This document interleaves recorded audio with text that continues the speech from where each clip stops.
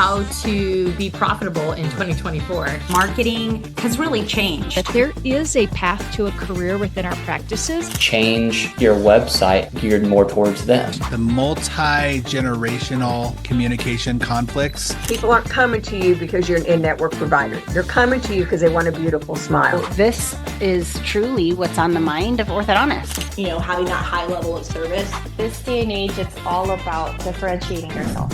So happy to be here. All right, Dino, thanks for joining us. Happy to be here. Thanks for having me. We're happy to have you. All right, we're going to just jump right into it because everybody here is busy and we want to just get to hear what Dino has to say.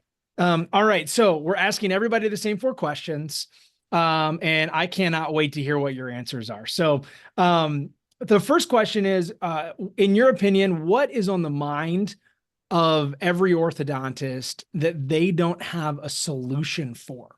I believe is how to manage the multi-generational communication conflicts and perceptions inside of the office. How do they deal with your veterans that have really great skill sets and are kind of set in their ways? And then you've got the millennials and Gen Z and Gen Y. For many of them haven't been taught a lot of great emotional intelligence skill sets, who haven't really understood how to communicate what they want and they need. And it's not about a blame thing. It's just about who really haven't been given the tools to deal with struggle, frustration, society, which is exactly what the veterans came up with. So I think that's a challenge for a lot of doctors because they weren't taught to be psychologists. They weren't taught how to referee this. And I don't think there's a lot of people out there teaching the skill sets for this right now. Yeah, no, I definitely see that and I can understand. So now that you've kind of set up this as kind of the main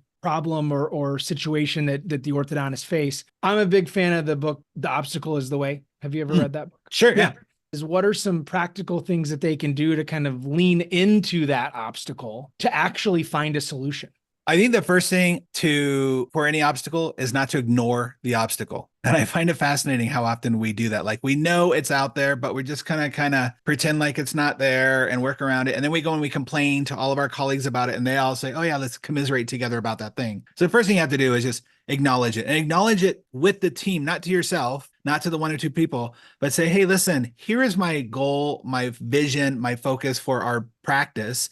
I want everybody to have a happy work environment. But the fact of the matter is, we have different communication styles. We have different generations here. So let's talk about it. And it's fascinating how quickly things can be resolved when we actually talk about it and understand other people's perspectives when we come from that place. But if you try to do it in a heated moment, frustration, emotions are high, it's never going to turn out well, because the higher the emotion, the lower the IQ. So no one's in a learning space. But if you bring it as a leader, it'll completely change the way you do it. So don't ignore the obstacle, deal with it. I love that. And I love the idea of not dealing with it in the heat of the moment. Let's find a time when we can all come around and talk about it after cooler heads have prevailed. And it doesn't mean to ignore it. It just means that, because there's a phrase that my friend uses all the time that I love, which is an unaddressed frustration never gets better. And I know a lot of us, I'll put myself in there too, are pretty good about that. Like, oh, I don't really want to deal with that. So I'm just going to deal with this thing over here. I'm going to find some other ways to distract myself and make it feel like I'm being productive. Just acknowledge it, set a time, be intentional, come back, and let's talk about it. And if you don't know how to do it, number one, there's a lot of great resources online like YouTube and things like that. But find somebody who does and bring them in and tell your team, this is important to me because I want it to be good for your life, not just here, but outside as well. I think that's great. So we want to get a little bit of, I'm not sure there's anybody that'll listen to this that doesn't know who Dino Watt is. I think everybody knows who Dino is. My kids don't know who I'm in, so I'm sure you'll be fine.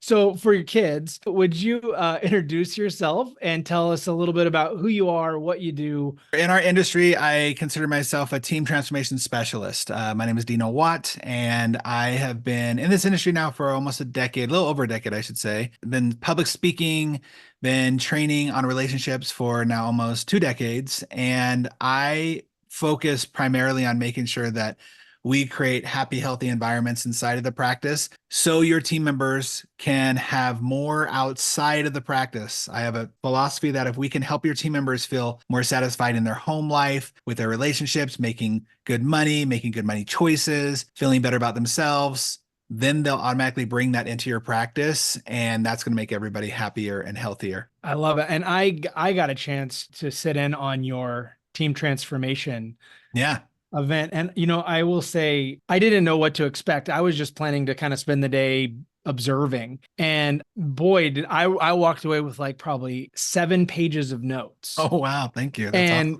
It was really great. I was one of those things that I got up and I was like, oh my gosh, like our team needs to do this. So, oh yeah, it's an experience, right? I really want to make sure that it was experiential, even though it's through Zoom and all that stuff, that you feel it and you use it and you utilize it. And it's for each team member individually, not just as a whole, but it works as a whole too. So yeah. It was so comprehensive. I mean, you're talking about money goals and life goals and things like that. And I think, that what a gift that those practices gave to their team. So that was thank awesome. you. Yeah. Well, so if someone wanted to learn a little bit more about you, get introduced to you, where should we send them? Yeah. DinoWatt.com is my speaker site. That's where a lot of people go to find me if they want to have me speak at their events, like doctor appreciation events or their study clubs or anything like that. Dino Watt Consulting tells you a little bit more about my processes and my programs and what I do there. So you can go there. You can find me on all social medias too. Dino Watt is not a very common name. So if you just search Dino Watt, you're going to find. We'll make sure that we get the links in the click Awesome. below. All right. Well, so we got a few more questions we want to get your opinion on. And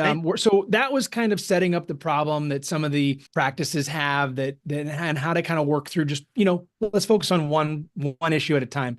Sure. Now I kind of want to move to a practice view and an industry view.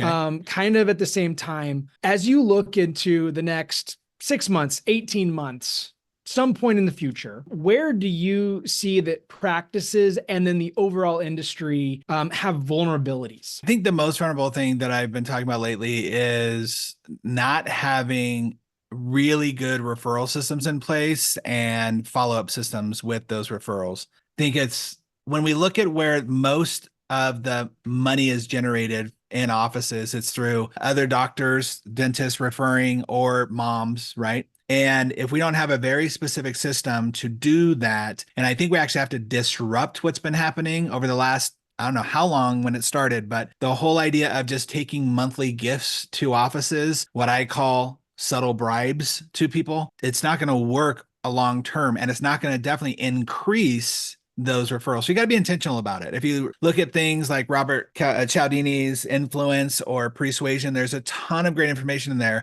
on how you can help people feel personally connected to what you're doing and your mission. And I'm not talking about doing, lunch and learns or lunch meetings that nobody really wants to go to. It's about being intentional about it, whether it be a doctor appreciation event that works, whether it be training people on exactly how to refer you, using things like, I don't know if you guys have talked to Jeff Sudit yet with Bright Referral. That's a brilliant idea. I just think that as an industry, if we don't put a lot more emphasis and training around how do we actually get the referral from the doctor and not just have a business plan of hope that they'll send us more people, then it's going to be unfortunate for a lot of people. I like that, the business plan of hope. But that's the easy thing, right? Like I even know like in the businesses that I've been a part of, you think the next great marketing campaign that's going to be the ticket, right? But that's not, but then you do something and it has a little bit of an effect, but it's not, it leaves you wanting more. So the systems, I love that idea about being really intentional about the systems. Okay, great. Well, so then that's where we're vulnerable.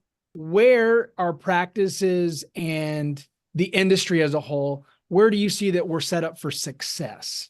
Great question. I think because, and I'm not putting this down at all, I have a lot of companies who deal with that, I deal with them. I think because of the big rush and push of DSOs, and I haven't really put a lot of major thought into this, just in my top of my head and some of the conversations I've had lately is because of this big push of DSOs, and this kind of almost feel like there was a scramble. It felt like there's a swell going on, not last year, but the year before and the year before that, especially during COVID and right after, all these practices that were like up for sale or thinking about it. And again, nothing wrong with that. I have plenty of practices that have done that and are thrilled with it. I think the practices that didn't take that opportunity or don't want to are looking at that as like, okay, how can we separate ourselves? So I think the strength and is really in knowing who you are and being very precise about how you're different, how you're not just another commodity. And I'd even say this for the DSOs. I talk to DSOs a lot and I'll say, listen, how are you going to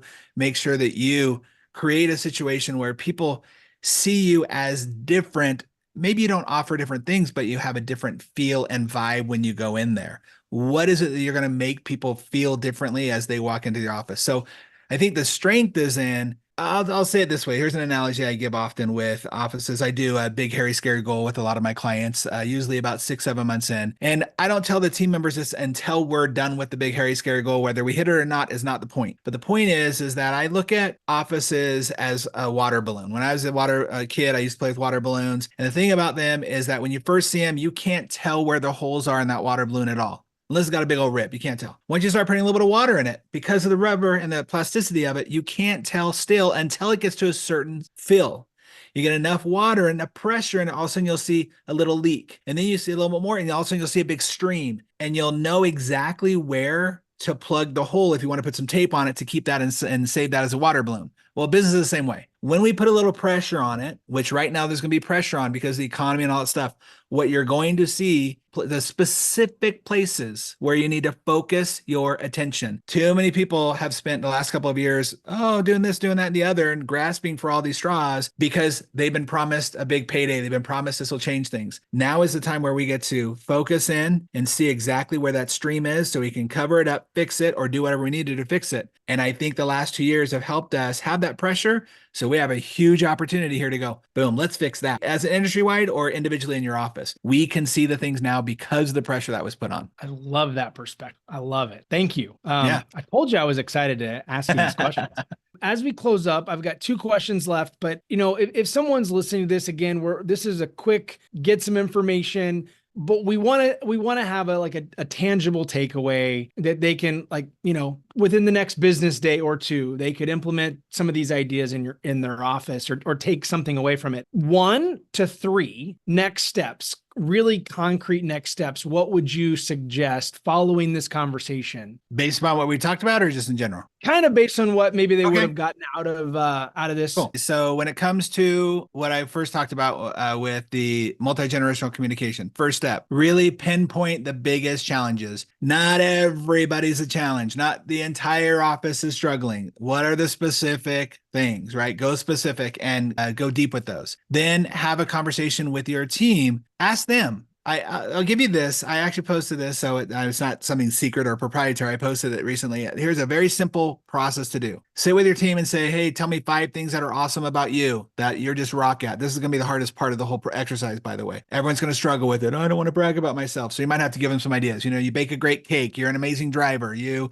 have great hair, whatever. Like 5 things that just brag about yourself for a moment. And the reason why we do this is to prime the pump and sneak up on their brain. Then you say, okay, cool. Give me 5 things that we as a team are awesome at, that we do really, really, really well. They do that. That's a little bit easier for people. And then the easiest one, which is the most revealing one, is 5 things we can do better at as a team. Now you can change that as a team to as a company with our patients, whatever. But as a team, what are the 5 things we're great at? And out of those 5, then have everybody get together and talk about it, pull out 3 or 4 things, and now you know what to work on specifically. They will tell you, well, I don't think we communicate really well. I think there's a hierarchy. I think whatever. So do that. And then you said 2 or 3. That's the last one. I would say reach out to your referring doctors and don't ask them to go to lunch. Don't ask them to send you more referrals.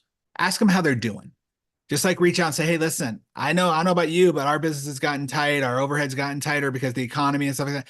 How are you doing? Not how are you doing in business. If they want to tell me that, cool. But how are you doing? Because if you only care about them when they send you a referral, why would they care about sending you a referral? It's a business transaction. And I'm not talking to be their best friend, but you'll shock their shorts. If you just reached out and just said, hey, how are you doing? How are things going? And at a very minimum, if you know their birthday, here's a trick that most people don't do. If you know what is their birthday month, do not have your marketing person take the gift to them for the monthly delivery.